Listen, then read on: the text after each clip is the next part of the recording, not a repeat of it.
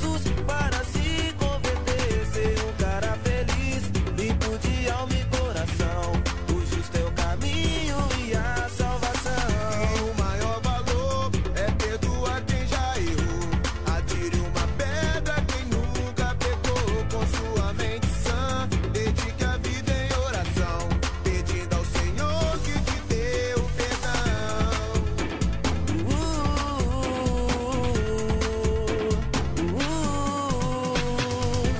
Lá no fim do túnel existe uma luz, essa luz que brilha e que te conduz. Lá no fim do túnel existe uma luz, essa luz divina é claro que é Jesus.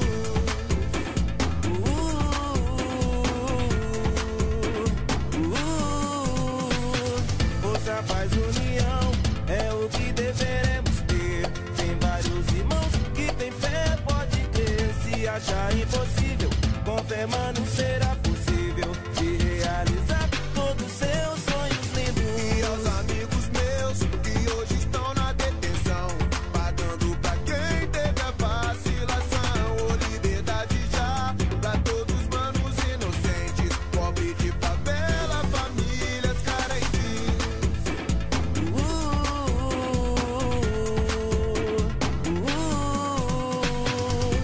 Lá no fim do túnel existe uma luz, essa luz que brilha e que te conduz. Lá no fim do túnel existe uma luz, essa luz divina é claro que é Jesus.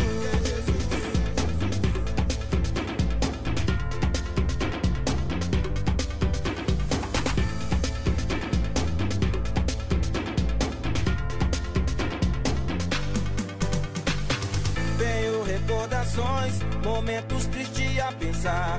Ver uma mãe velando seu filho a chorar e se desabafar, firme com a Bíblia na mão, aguardando a hora